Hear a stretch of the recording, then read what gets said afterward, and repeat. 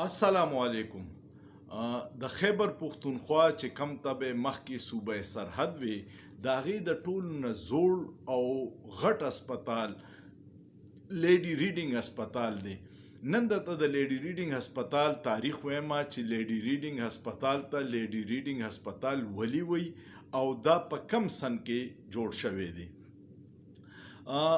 لیډي ریډینګ چې دی نو دا د انګلند یو ښځه وه، د هغې خپل نوم چې و هغې و ایلیس ایډیت آیزک او دا په 1866 1860 کې په لندن کې پیدا شوې وه. د دې د پلار نوم و البرټ کوهن او بیا داس چلو شو چې د دې واده وشو په 1887 په 1888 کې د روفز آیزک سره.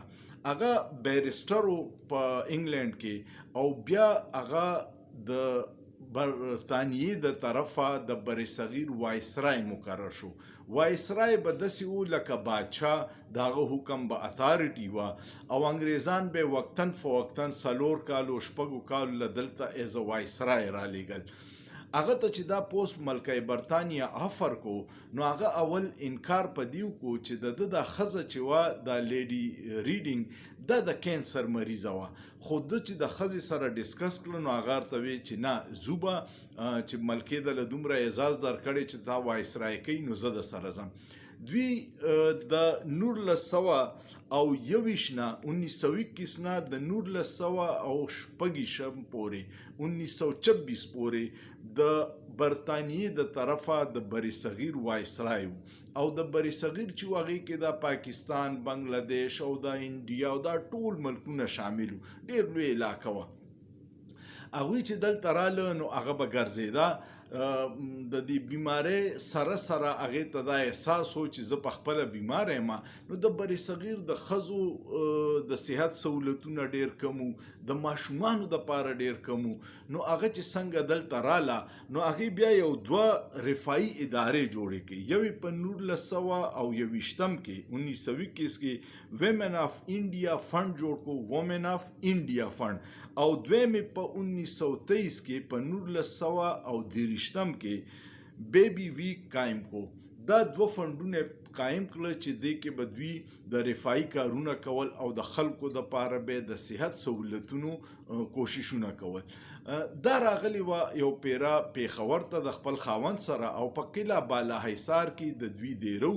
نو یو روایت دا دی چې تاریخ نه د هغې تصدیق نه کیږي، خو وایي چې دا په اس باندې راووته د قلعې نه او د ښار چکر یې لګو او چې را پرېوته د اس نه زخمي شوه نو نږدې هسپتال نه یو هسپتال و، خو په کینټ ایریا کې او صرف د فوجیانو دپاره و، د عام خلکو هلته کې اپروچ نه و، تلی به ورته نه شو.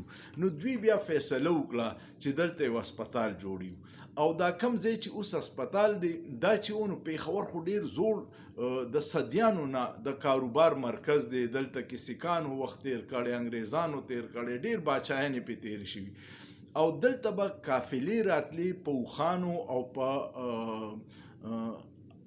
هاتیانو باندې وه د سامان قافلې چې رالې نو دا کوله او میدان و کم ځای کې چې اوس دا لیډي ریډینګ هسپتال دی.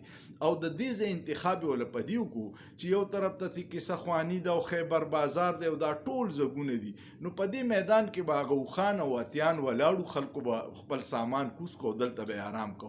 نو د دې ځای انتخاب یې وله وکړو او بیا دوی دا هسپتال چې و دا په 1924 کې 1924 کې د هسپتال افتتاح وکړه او دا په 3 کاله کې مکمل شو. په 1920 کې دا مکمل شو، 1927 کې. دې هسپتال دپاره هغې وخت کې خلکو چندې وکړې، دې کوششونه وکړو، مخیر حضرات مالدارو خلکو نه چندې وغوښتې او چا چې د 500 نه سیوا چنده وه نو د هغوی نومونه اوس هم په هانر بورډ باندې هلته لګېدلي که څوک LRH هسپتال ته لاړ شي لیډي ریډینګ ته. لیډي ریډینګ ورله اولنی چې چا 200 او چا 500 او چا 100 ورکول، لیډي ریډینګ ورله اولنی چنده د دې هسپتال دپاره په هغې وخت کې 25,000 روپۍ ورکړې وه. هغه ډېر انسان دوسته ښځه وه، ډېر د خلکو باندې وخپه کېده او د هغوی دپاره به یې رفاهي کارونه کول. نو لیډي ریډینګ چې وه هغې 25,000 روپۍ د خپل نه په دې هسپتال کې چنده اچولې وه او نور د کلي د ښاریې د نورو علاقو مالدارو خلکو پکې پیسې چنده کړې وې او دا هسپتال جوړ شوی. دغه عظیمه ښځه، دغه ډېره ناموره ښځه، دا انسان دوسته ښځه بیا په 1913 کې د کینسر د مرض نه مړه شوه او په انګلینډ په قبرستان کې دفن ده. د دې د خاوند چې دی بیا هلته په لندن کې جج هم پاتې شوی و. نو دا د لیډي ریډینګ هسپتال کهاني وه، تاریخ و. ما وی چې تاسو سره شیر کما.